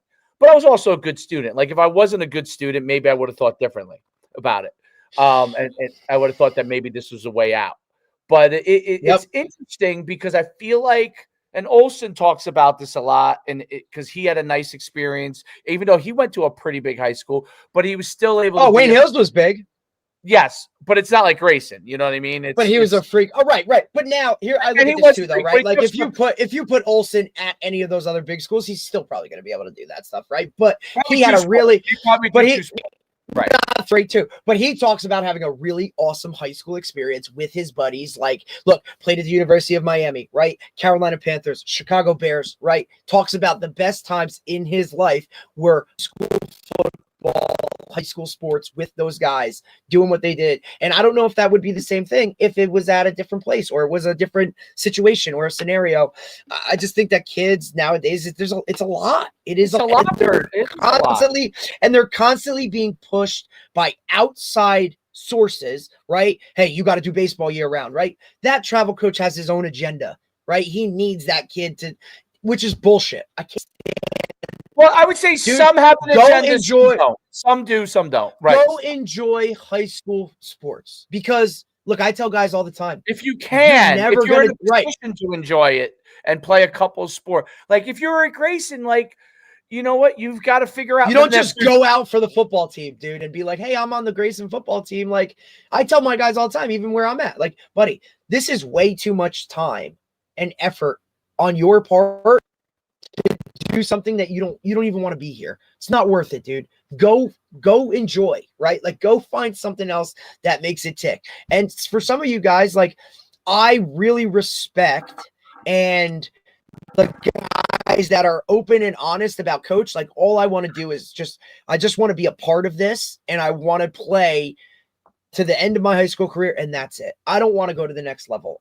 This is what I want to do. I want to get out here. I've done this for a really long time. I like being with the guys and doing all that. Okay, buddy. Thank you. Right? Like, I understand what it's like to be a part of it. You know what? It's funny. You have a good experience, dude. I always say this to my father, and he always but I tease him. I'm like, no, it's fine. I always say to him, you know, you roped me back into sports, you know, in 2001. You roped me back in here, and like, I'm always conflicted about it. I'm always conflicted about the fact that obviously I love the excitement. Like, if I was a coach at Grayson, I would love it, dude. I'd be juiced everything about football. Like, as a coach, could you imagine as a coach? For this guy, like, and especially for this guy to be like, and the players are committed like that. Well, and this is where people always ask me, Dave, like, you know, what was your experience like at Bosco? And I'm like, look, man, the best part about Bosco was I never coached effort, right? Like, the guy that was bottom of the depth chart worked just as hard every day as the starter, as the 5-star, right? Like, that was never in it, and that's what was about it was you guys just wanted to be coached almost to a point where sometimes you're like, buddy, like, we're good here, right? Okay, like, but that's now you see the other side of it where it's like, guys, like, let's go pick it up, we gotta go, like, hey man, like, this is a big game, right? Like, it didn't matter. Those kids treated every practice, every workout session, everything with such a high level of intensity because they loved it. They just wanted to be there in it and do and use that for, like, whatever it was. It's just that's the biggest difference I see. As I go back and forth, that every kid's different, and obviously some kids should specialize for different reasons, and some kids shouldn't. But if you're able to play a second sport, that's great. Like, if you're doing travel in one, and somehow you're able to squeeze a second travel in, I don't know how it's tough to do, but your third or fourth sport should just be a rec sport. Like, you know what I'm saying? Right. Like, yeah. Like, I remember that they constantly asked me to, like, go play baseball, right? Like, can we go play baseball? Like, now look, if I dialed into baseball, maybe I was a really good baseball player that would have had the shot, but I didn't want to do it. But even so, like, I probably should have done it, right? Like, I know if my high school had lacrosse, I'd have been all in on it. That would have been awesome. You know what I mean? Right. You would have been a sick. Like, even look, I tried track. Shit was not for me, dude. Like, it could have been because my first, right? You played basketball. Loved basketball, dude. That was my first varsity sport. Sports that you kind of traveled, but correct. But, like, I like it's hard in high school to do a third sport unless you're really really gifted. Unless it's a sport like track, because everyone's allowed on a team, no one's cutting, right? So you could run and get better. Like what Grayson's doing with the football players is really smart, you know? Like they could run, they could get better, they could get some times, and then they could still go to colleges on the weekends and all. Like, I think that's a sport you can do. It is hard. That was another thing. Like, I never about like visits or any of that kind of shit, right? So like now senior year, it's like, hey, I got to take a visit to Monmouth. I'm gonna miss this Saturday basketball game. Like, sorry, coach. And he's like, dude, football's your thing. You're good. It ate me up more than it ate him. He was like, oh hell no, I was expecting to miss 4 games. He's like, you're scheduling visits around basketball season. Like, I was like, oh shit, man. My senior year, we had won the state individual track championships when I was a junior. I cost us the state relay championship my senior year because I had to go to a UConn visit. So why? What happened? Is that news you're looking at? No, I'm just saying that game. I just that whole thing was was so interesting to me, right? Because I was just brought up on such a team. Team always came first, dude. Like it didn't matter. Like that's great. You want to go play in college, but how is that like that's hurting the team? Yeah. Right. And now it's just so opposite. Like it was always about Butler tradition, Butler this, be a team guy, do whatever's going to help you. I mean, in reality, I mean, shit, junior year, I'm starting because that's what the team needed. And I didn't, you know what I mean? Like I wanted no part of that, but you do what you do to help your team. It's just a different outlook on things now, right? Like guys would much rather, coach, I'm not doing that. Like, would I play that? I'm not gonna, you know what I mean? Like, it's why I try and get those younger guys to buy in before they realize, like, you know what I mean?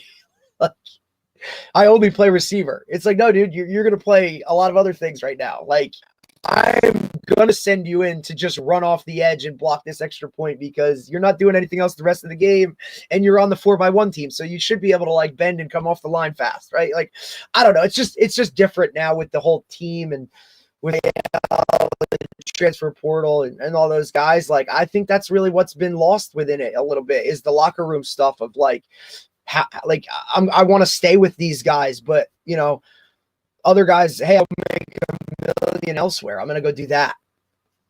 No doubt.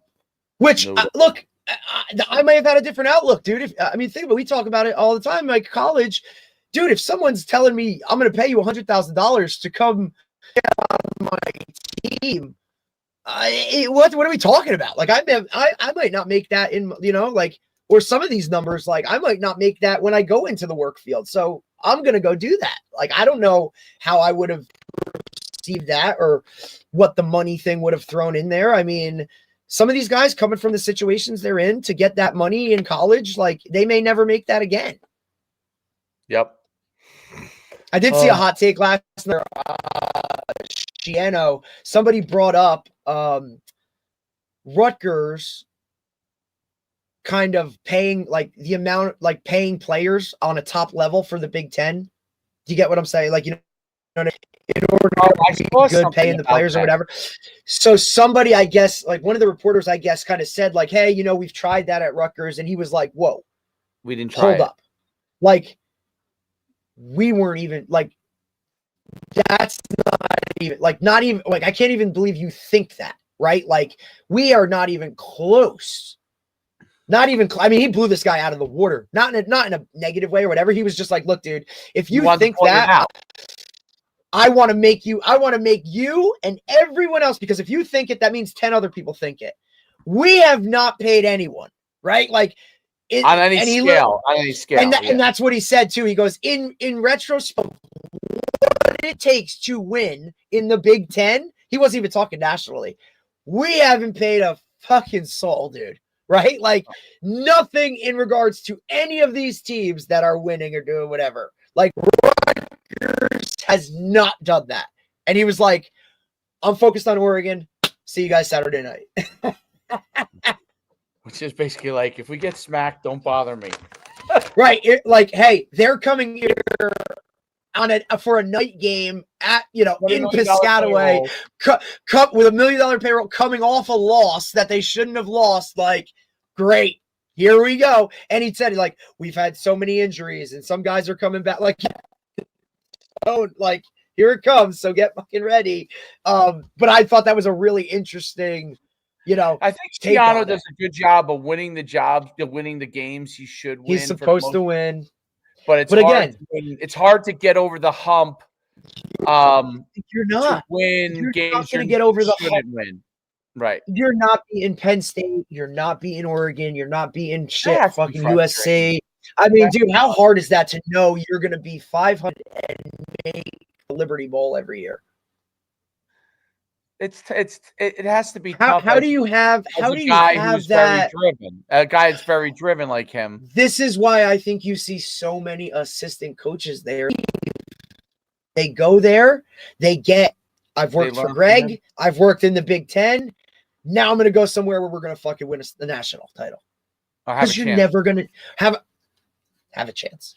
We're going to be in the playoff. Look, at best, middle of the pack in the Big Ten, dude. Like, you got to go and beat the Wisconsins of, like, Minnesota shouldn't be a big win. That's why Stanford, and that's why they hired Angelo. See what Angelo Luck, he got a donor to give $50 million. Saw it. So look, people are like, "Hey, I mean, if Stanford decides they want to win, if they win, they got 50 guys they can get $50 million from." Dave, this is why it's only a matter of time before Andrew Luck starts getting that money from all those guys. Everybody, the buyout for James Franklin, the money. How are you going to pay the assistants, right? Because on Urban Meyer's podcast, like he talked about, like, look, it might be 40 million or 50 million for Franklin, but you got to buy out all the other guys too, right? Because it's Penn State. They're high-level assistants. Like, they're probably in the millions too. Like, now you got to buy that. This is going to be more like 75 million. And it was like, well, where's the money coming from? And guys are like, well, I don't know.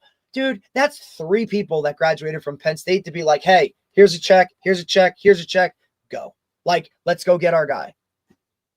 It's going to be fun. I don't think the Indiana guy's leaving. He ain't going anywhere. Why? He's too old, no offense. You're already at the top. He's already pulled him to the top. Now he can probably figure out how he can build more. How much more can I squeeze out of this? And look, it was funny because we talked about with Coach before you hopped on. We talked about Jalen Bell, right? Because Coach Bell, Marion Bell, like, obviously he played at Grayson. He's like, dude, that's he. I was like, look, that's the ultimate, like, literally goes into talking about what we talked about. This guy was a high-level high school football coach, very successful in New Jersey, and put his own career stuff on the side for his son to go down to Georgia. You see him, like, his son's set. He's at Indiana, right? Makes the right choice going there. And now he's back in it as a high school coach down in Georgia. Like, he probably went down there or saw it or did his research and was like, hey, I'll just take a pause for 2 years, kind of revamp whatever, and then I'll take over a high school. And he was saying he just had, like, obviously I saw it in social media, but he just had a huge win over a school like that. The high school he's at now, I think it's Marion, it's called, hadn't beaten this school in like years. And now all of a sudden, like, they're winning. Like, it's just different, dude. It's just to have that whole, like, what, like, down the road viewpoint, trust the process and all that, like, for Greg, that's got to be so hard at Rutgers, man, to know, like, no matter what you do, it's just not, you're never going to beat some of those teams, man. You might get them 1 year here, but, like, come on, man. Like, Dave, uphill with, like, everything working against you. Wind in your face, right? Like, icy road, right? One flat tire. Like, and then even if you do get a good kid, he's going to probably leave. But could leave, right, depending on the situation, right. You're right. Well, yeah, I mean, yeah. Enough money gets thrown at KJ Duff, you're going to stay. Now, what I do think for Greg is he has a really good track record of putting guys at NFL who are successful, right? And all the big schools do now. That's the thing. All the big schools do. There was a time where that wasn't the case. Now they all do. All of the Big Ten, SEC, even the ACC, even the Big 12, those 4, they all have guys that have very good one of them relationships in the NFL. Now, obviously, Shiano's very well respected, but all these coaches, because they're all paid so much money, they all have those level of connections. They're all paid. They're working out any of those guys who don't. They're all getting worked out of the system. They're all getting worked out. So all the guys that are going to be in charge of these programs are going to have direct lines to the NFL. And the NFL is going to want to have direct lines with them because and look, we also saw Greg kind of have more of a direct line literally to Bill Belichick. Patriots, right? Like that was the hey, Bill loved taking Rutgers guys, right? Like a lot of dudes, right? So it's like in the transfer portal era, that shit don't matter. Very few guys do you have that 4-year relationship with that you can. None. Very, very few. Like very, very, very few. So it's I don't know. It's interesting. It's no, like I say it like there's no right or wrong on this. It's just it's the world you're in, and it's it is what it is. And when I say that I have a longing for it, I just know my experience was good because of these factors, right? Like at sports, your experience was good because of some of the ways that it was. A lot of people's experiences probably are good, but everybody plays and sports. I forget that a lot, Dave. I forget that a lot, right? Like we had really good, not just on the field, we had good experiences for the most part, right? When it came to everything, like I'm sure we would hit bumpy patches here or there, right? Look, I'm sure we did. But I would say you come away with in comparison to the general high school athlete, like good experience. We're in a different, I think, slot, a different space, right? Like majority of the guys we talked to probably didn't have that good of an experience, that's probably right? True. Or they weren't fortunate enough to play for coaches that understood the game or cared.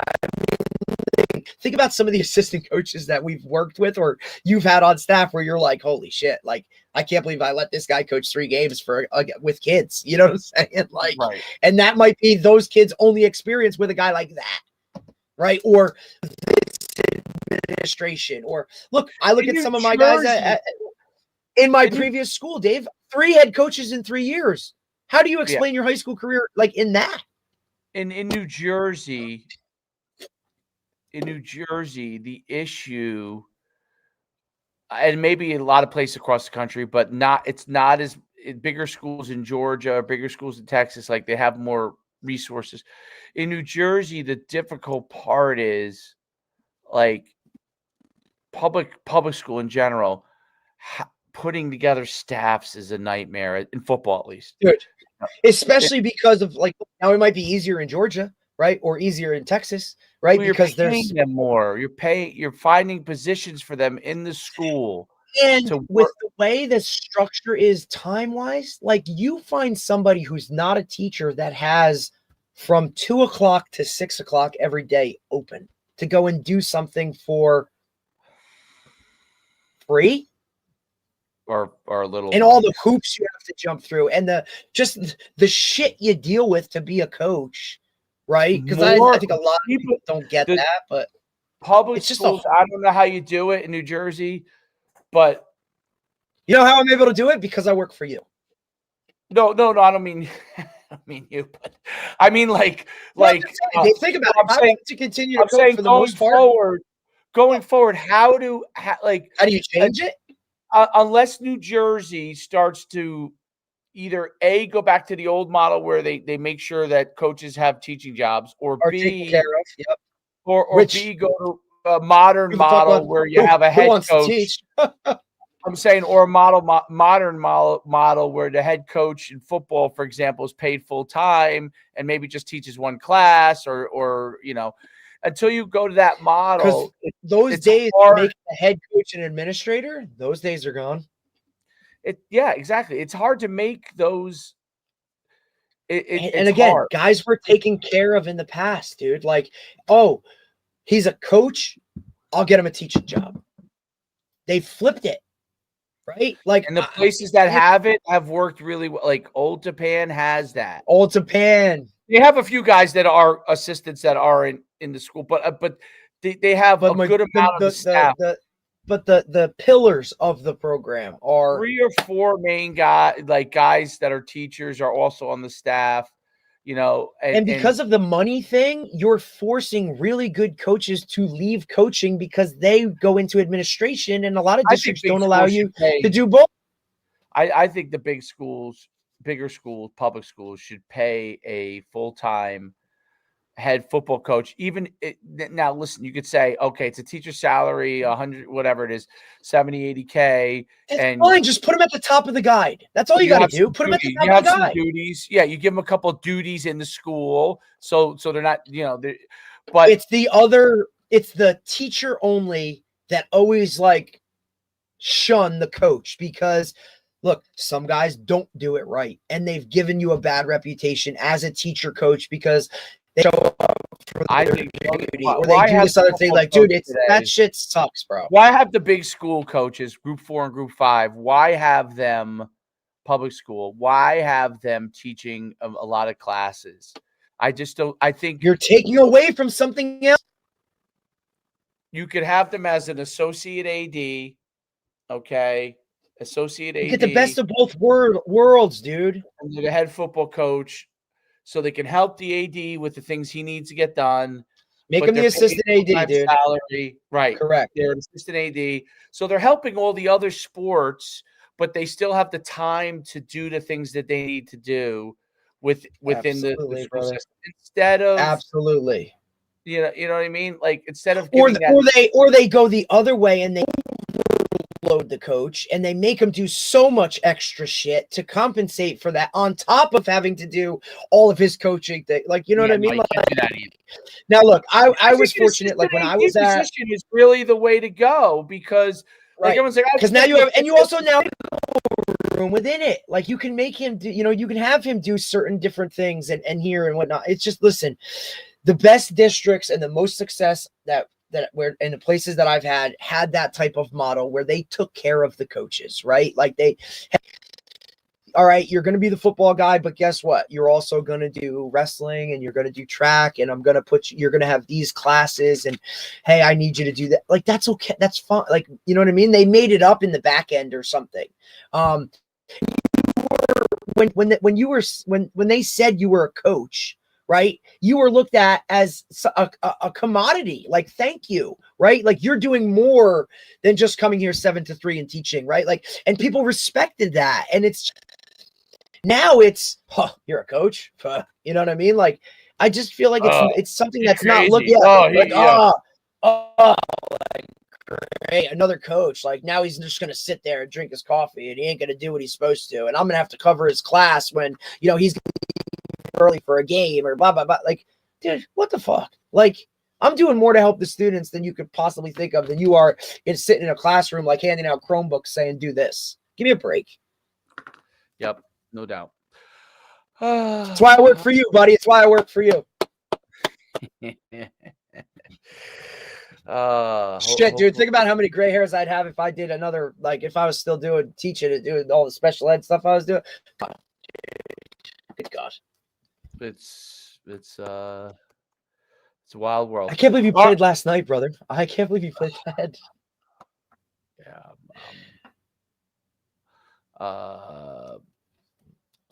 Yeah. Listen, playoffs now, right? Like, playoffs now. You're good to go, right? I didn't mind playing last night.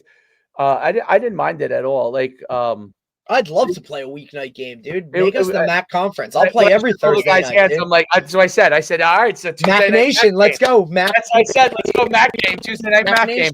I don't know if everybody understood what I was talking about. Ida Wabo did. Dude, maybe, yeah, you might have had one dude that understood that whole reference, and it was like, huh? Tuesday night MAC game, let's go. Let's rock it. I mean, look, but like, you want to play, I don't know. Like, I get it. There's something to like, only one game a week on a Friday night. And look, this is the first time in a really long time I haven't played a Saturday game in a regular season, dude. It was all Friday nights, like the entire season. Same with my head coach. He's like, dude, this is the first time I've ever done this where I haven't had a Saturday game. But look, there's something to be said for one game a week, but I love switching it up. Like, it adds extra juice. I don't care if it's a short week, right? Like, the kids get excited. It's something different, because football at this point in the season becomes so routine and monogamous, and it's the same thing over and over and week over. Are you guys on 7 or 8? We are game. This is what are we 3 4? This is game 8. I think it's week 7.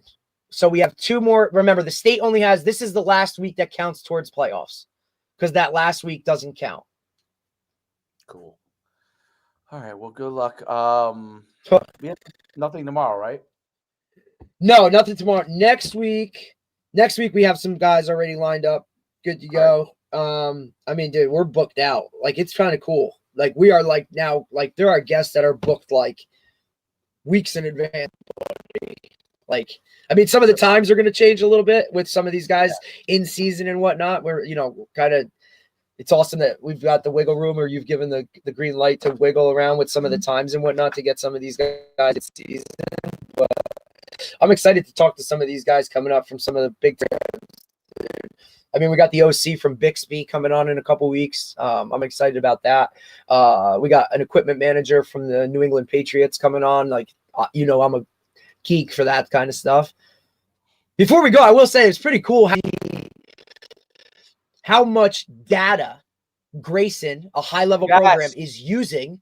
Holy shit, man. Like, holy shit. Look, if the top-level programs are doing this, and I get it, and he referenced it, Coach, we have a lot of coaches. We have the ability to do these things and to look at these, whatever. But, dude, I mean, come on, man. How many schools have a director of sports science, bro, as a title? Like, it's unbelievable. What are we fucking talking about, dude? And to hear him talk about, yeah, well, this 19 miles per hour, and look, here's the weight divided by inches for what we get, and now we can with these kids recruiting wise when they have all this stuff.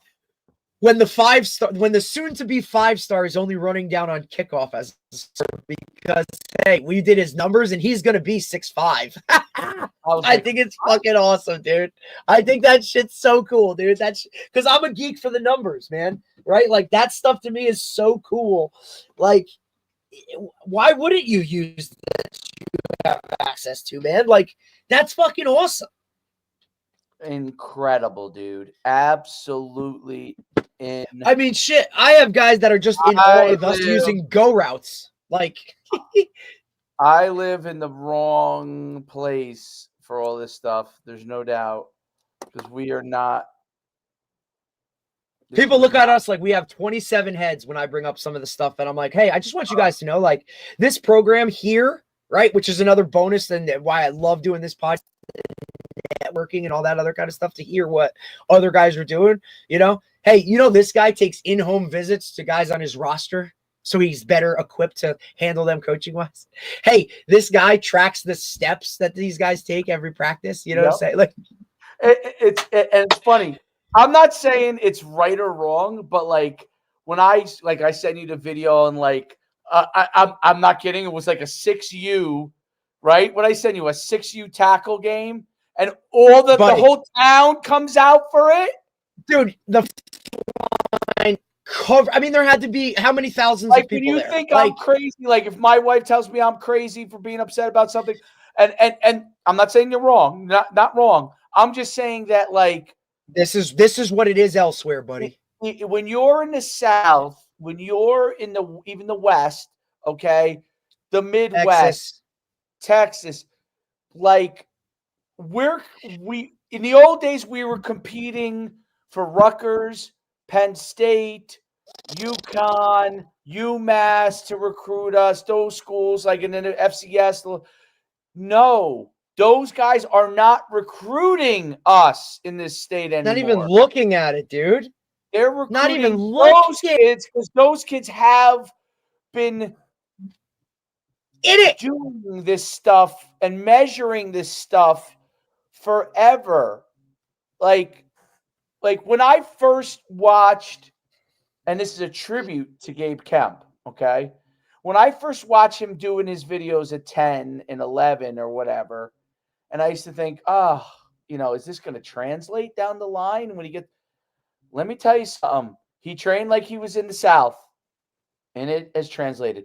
It doesn't mean that he's going to be There's a reason that's where the most people – there's a that reason that's where the most collegiate athletes come from, buddy, or why that's the best conference. Like, how about we look at the direct correlation of the high school setups, right? From even your average programs in the states. Movement. It's not necessarily like, are you catching 100 balls? Okay, you should. No, it's hey, first class of the day is football.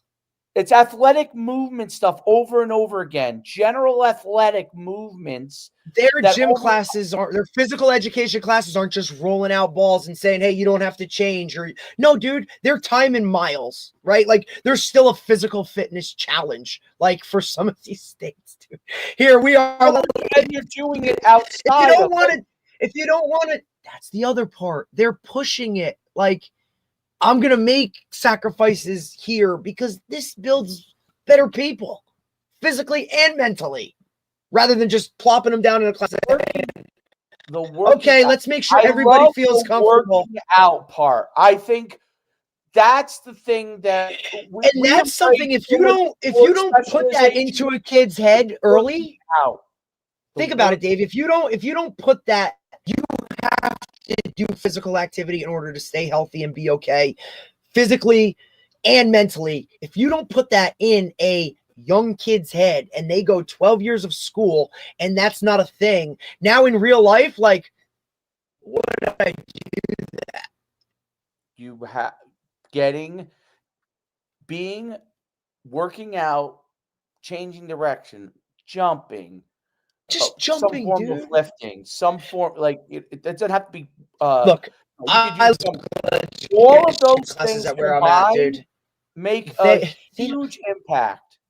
Dude, they literally come to phys ed class. All right, we're going to the track and we're walking 4 laps. Okay. Oh, we get back in here. All right, time to go. Oh, hey, you can go do this, or this. Like, that's it. Like, there's no push, drive. There's nothing. The whole thing in New Jersey is to make them everybody's got to feel okay. Healthy. Everybody's got to feel a part of something. We don't want to single anybody out. Intense exercise is what increases longevity much more than just going out or walking laps. It's intense exercise for short spurts of time for 20, 30 minutes or whatever. That helps your overall health a lot more because it's changing the state of your body. It's forcing you to pump more blood. So those kind of things. Dude, there's a biocorrelation to it. When you work out, you feel better. Like walking is we're not talking the physical aspect of it, just mentally in your head. Like, I just got to sweat.